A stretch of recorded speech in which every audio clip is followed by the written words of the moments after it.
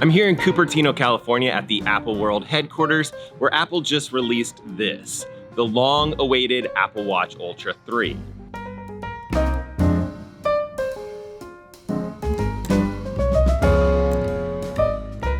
And it has a larger screen, faster 5G connectivity, a new satellite SOS feature, blood pressure monitoring, and 5G connectivity. So let's check this thing out.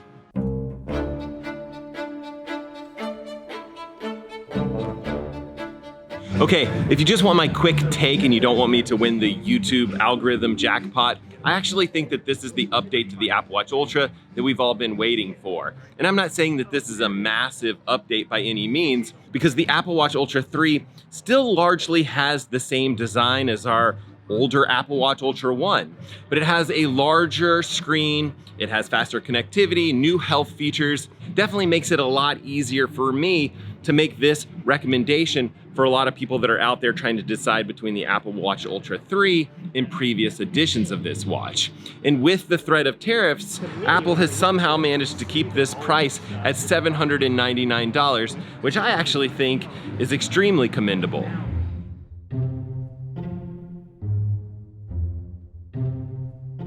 Now keep in mind that I've only briefly had my hands on the Apple Watch Ultra 3, but I do feel like this is the update that we've kind of been waiting for, just because this watch actually hasn't changed a lot over the past 3 years or so. Remember, the Apple Watch Ultra 1 was released all the way back in September of 2022, and it was a fantastic release. It gave us a brand new design, more accurate GPS, an extra action button, new safety features, a more rugged and durable design. And, by the way, my 3-year-old Apple One device is actually still looking fantastic to this day.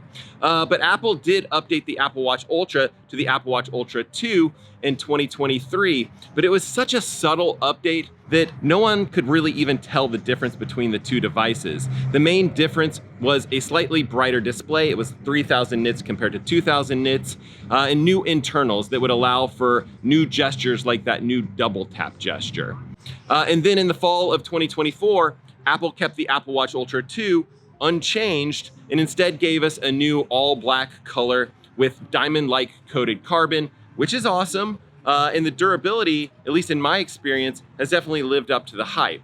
But I don't think that I'm alone in wishing that Apple had updated more to the Apple Watch Ultra over the past 3 years or so. And what's actually really interesting is when Apple actually updated the Apple Watch Series 10 in September of 24, Apple increased the display size of that device. The 46mm edition had a screen resolution of 416 by 496 pixels and 1220 square millimeter display area. And comparing that to the Apple Watch Ultra 2, which had a screen resolution of 410 by 502 pixels and an 1185 square millimeter display area. So before today, to get Apple's largest and best display on an Apple Watch, you needed to overlook the Apple Watch Ultra and pay less for the Apple Watch Series 10.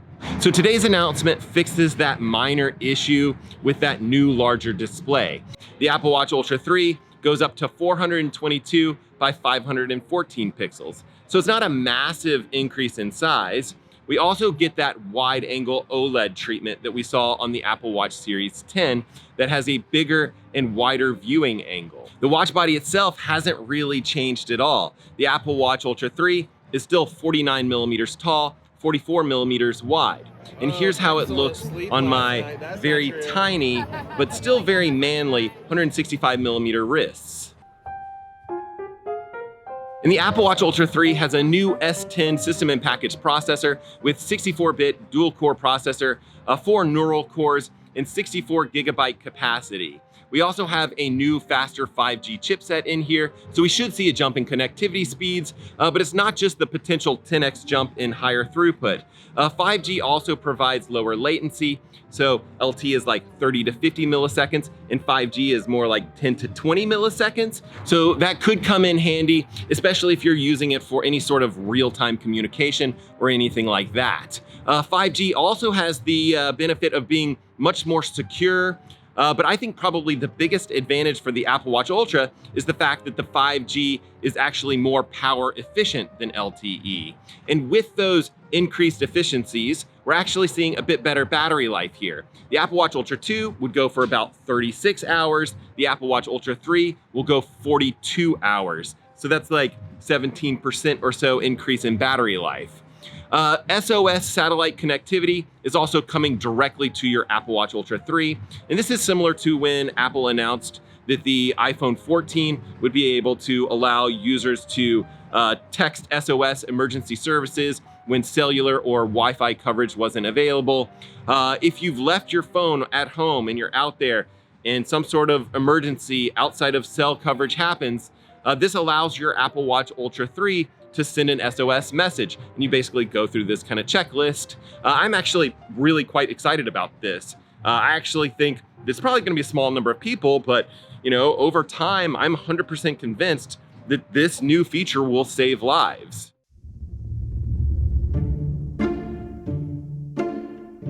And speaking of saving lives, there's actually a good bit of new health features built right into this new Apple Watch Ultra 3.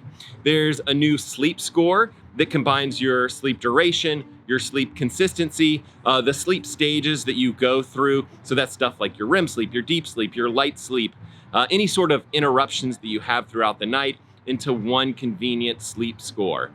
Apple also has added this really interesting new high blood pressure alert to the Apple Watch Ultra 3. And I want to be clear about this. This isn't just like a blood pressure cuff. It's not going to give you specific diastolic or systolic blood pressure numbers, but it's similar to their sleep apnea detection system, if you're familiar with that. After a few weeks of usage, you might get an alert that's telling you that you might want to talk to your doctor about your blood pressure.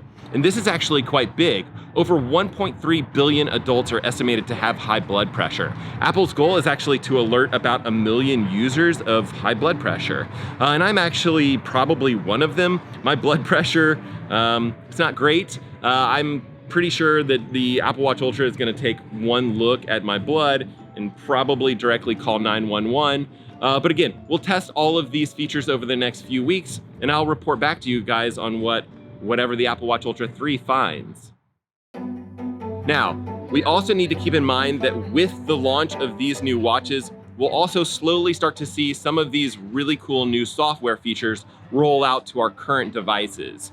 With WatchOS 26, not WatchOS 12, Apple is kind of renaming their operating systems here. The 26 edition is more in line with the calendar year as opposed to the number of operating systems that this is. Anyway, Apple is calling this major UI and style update Liquid Glass. So UI buttons, even the watch face itself will have this new liquid glass style treatment.